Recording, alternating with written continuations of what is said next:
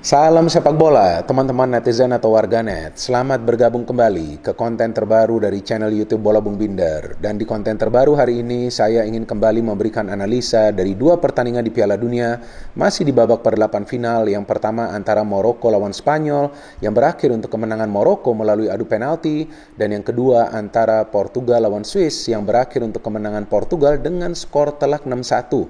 Dengan demikian, Portugal akan ketemu Maroko di babak perempat final nanti. Jadi tim kejutan dari Piala Dunia tahun 2022 ini teman-teman adalah Maroko.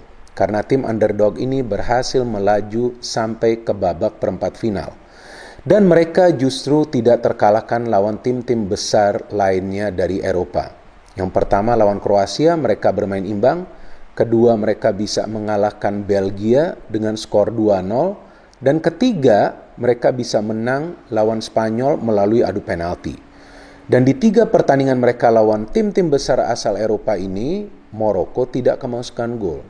Dan sejauh ini belum ada pemain dari tim lawan yang bisa membobol gawang mereka.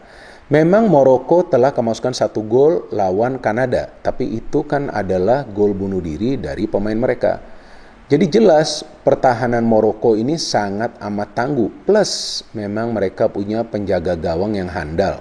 Bono dan juga Monir sama bagusnya teman-teman.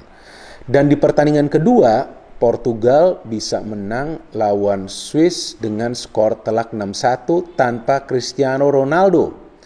Saya kaget ketika pelatih mereka Santos memutuskan untuk menaruh Ronaldo di bangku cadangan dulu. Banyak yang menilai karena Santos ini kecewa dengan sikap Ronaldo yang tampaknya tidak terima ketika diganti di pertandingan lawan Korea. Karena di pertandingan tersebut Ronaldo diganti di menit ke-65. Padahal sebelumnya Ronaldo itu diganti di menit ke-80-an. Tapi kalau menurut saya bukan karena dia kecewa atau marah dengan Ronaldo, tapi memang adalah kebutuhan dari taktik.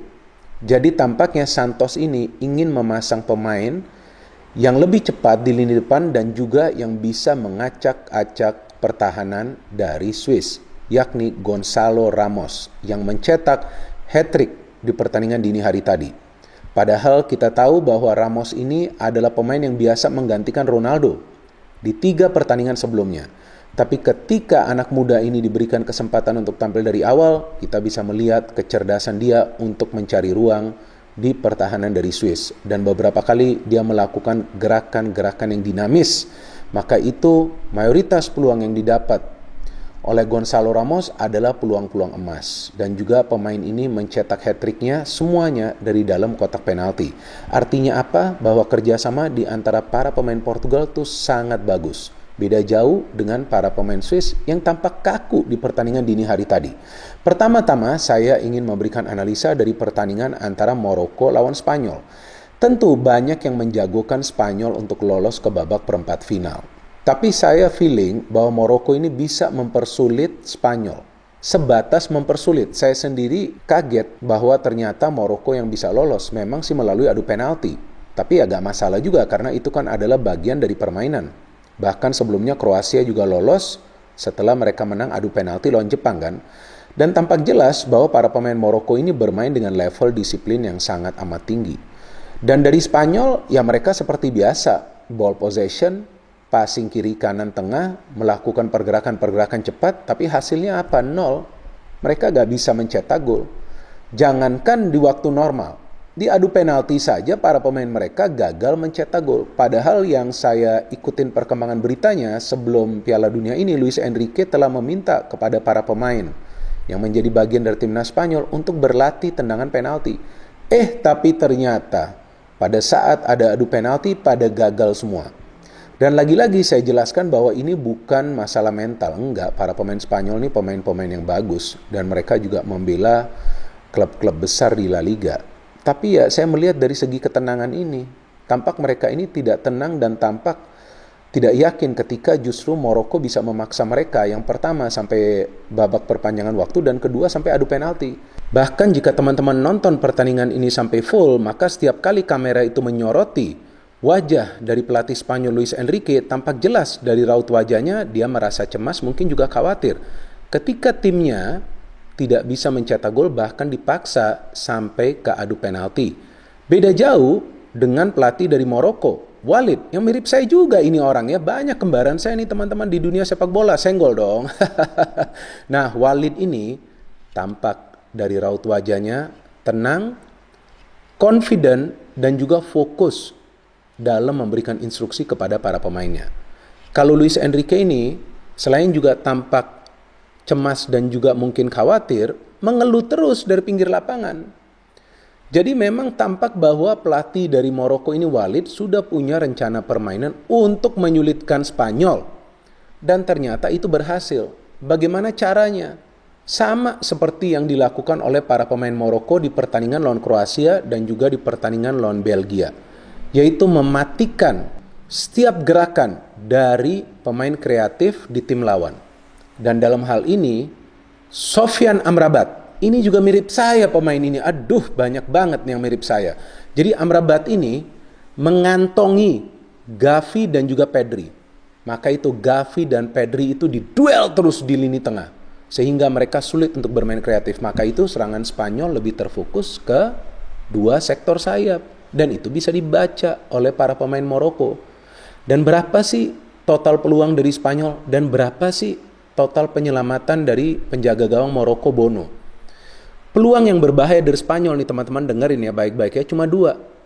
Satu Dani Olmo yang di-save oleh Bono, dan satu lagi Sarabia yang tendangannya terkena tiang di babak perpanjangan waktu. Udah, sisanya mereka hanya bermain passing, kayaknya mereka keasikan main bola, tapi lupa end produknya nih harus mereka kejar. Mereka harus bisa menciptakan peluang yang berbahaya dan juga tentunya mencetak gol. Jadi Bono ini hanya melakukan satu penyelamatan sepanjang 120 menit teman-teman. Nah, betapa sulitnya tuh para pemain Spanyol untuk bisa menciptakan peluang. Berapa total passing mereka? Mendekati 1.926 kali mereka melakukan passing dengan akurasi passing di atas 80%. Tapi percuma saja. Sekarang hanya menjadi bagian dari statistik. Justru Maroko menjadi bagian dari sejarah.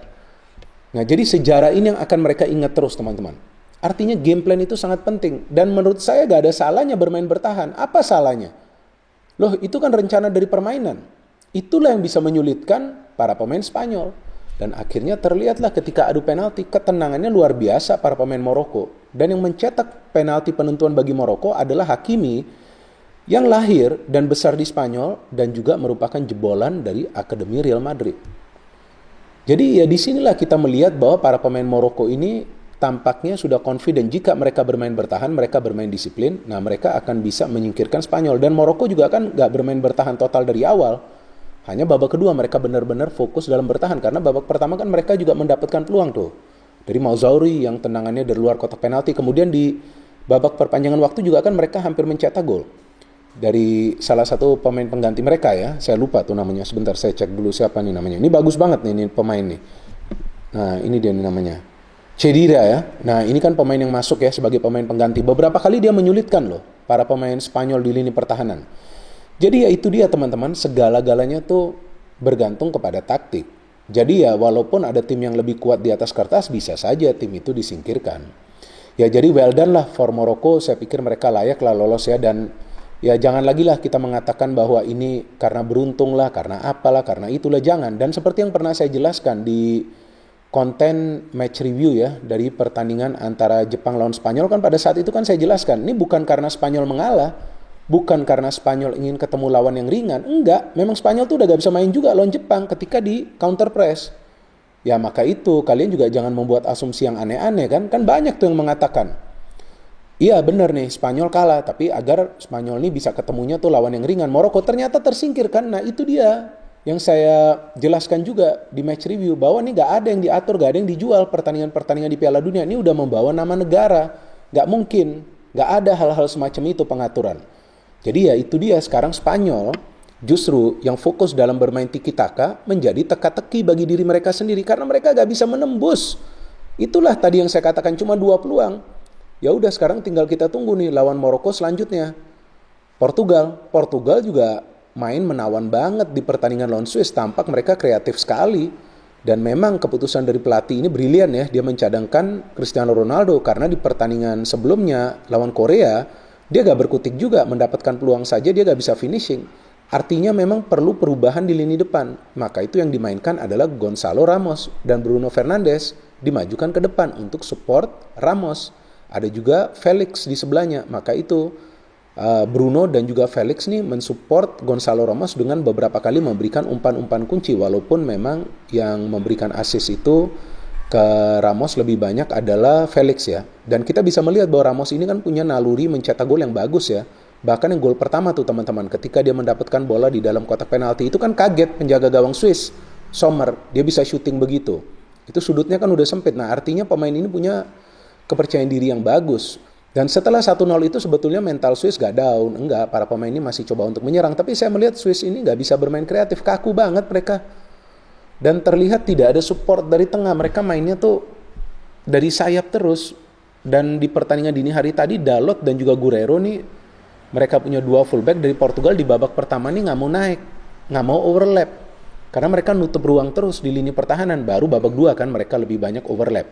Ketika Portugal sudah unggul dengan 2-0. Dan di luar dugaan saya yang mencetak gol adalah Pepe, kapten tim pula di pertandingan dini hari tadi teman-teman. Dan usianya juga sudah tidak muda lagi kan, 39 tahun. Tapi bagus sekali ini golnya karena dia bisa mencari ruang di antara para pemain Swiss untuk menyambut umpan dari Bruno Fernandes. Jadi memang tampak juga pemain-pemain senior ini dibutuhkan di masing-masing tim ya teman-teman. PP memberikan pengamanan di lini pertahanan dengan kemampuannya untuk membaca permainan dari para pemain tim lawan. Nah, gol dari Swiss juga itu kan dari set piece ya, Akanji. Dan berapa sih peluang dari Swiss? Yang saya lihat berbahaya itu hanya 2. Yang pertama adalah dari Freuler ya, yang hampir dia mencetak gol bisa di-save oleh Costa. Dan kedua, yaitu gol mereka dari Akanji. Tapi kan sebelum gol dari Akanji, Portugal sudah unggul dulu kan. Yang mencetak gol lagi-lagi nih si Ramos lagi nih. Kita melihat pergerakan dia nih bagus banget kan. Artinya dia bisa mencari ruang juga di antara para pemain Swiss. Yang memberikan umpan siapa? Dalot. Nah baru di babak kedua ini Dalot naik. Bisa memberikan crossing ya. Kemudian Portugal menambah lah. Gol demi gol kan. Guerreiro bisa mencetak gol. Ramos juga yang memberikan umpan. Itu kan dari situasi counter ya. Jadi Portugal ini juga bisa sangat berbahaya dari counter. Dan mereka bisa merancang counter cepat karena itu dia. Jarak antara para pemain mereka agak jauh. So well done for Portugal, mereka bisa menang tanpa Cristiano Ronaldo. Dan jujur, saya ingin mengatakan bahwa tanpa Ronaldo, permainan dari Portugal itu terlihat lebih mencair. Karena mereka juga gak selalu memberikan bola sebetulnya kepada Ramos. Tapi pemain lain juga yang berada dalam posisi free. Dan kebetulan juga Ramos berkali-kali mendapatkan ruang yang terbuka. Maka itu lebih banyak umpan itu diberikan kepada Ramos. Tapi jika Ronaldo main memang tampak dia lebih sering dikawal dan mulai kesulitan juga Ronaldo untuk keluar dari pengawalan para pemain tim lawan. Dia memang mencetak gol di pertandingan dini hari tadi tapi sudah offside. Jadi ya saya pikir memang keputusan dari pelatih Portugal ini brilian. Dan memang seperti yang saya selalu katakan bahwa pelatih itu adalah bosnya. Jadi setiap pemain harus mengikuti instruksi dari pelatih dan juga keputusan dari pelatih. Dan saya melihat dalam hal ini Cristiano Ronaldo diam-diam aja sih di pinggir lapangan. Tapi gak tahu juga nih, jangan-jangan nanti dia kasih interview lagi. Nah sekalian kita tunggu nanti pertandingan-pertandingan dari perempat final ya teman-teman. Banyak pertandingan seru. Argentina lawan Belanda, Brazil lawan Kroasia, Portugal lawan Maroko, dan juga Inggris lawan Prancis. Yang saya akan memberikan previewnya besok. So stay tune in channel YouTube Bola Bung Binder. No hate, no politics, only football. Salam sepak bola.